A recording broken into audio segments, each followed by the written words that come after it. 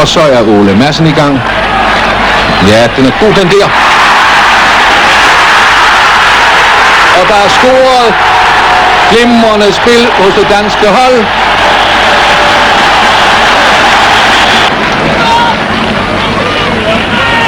Og Bene. Der er mål. Der er mål. Bene har scoret.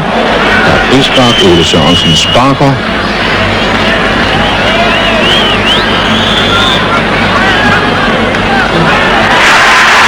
Og Lefebvre har scoret. Bragt Danmark foran 2-1.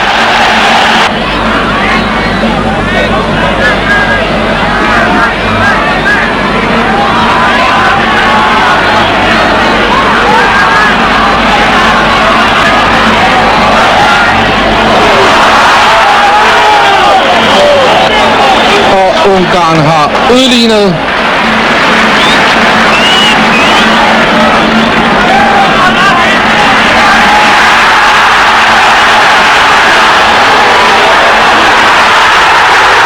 Og så er Danmark foran med 3-2. Og der er spillet 18 minutter af anden halvleg. Strålende mål.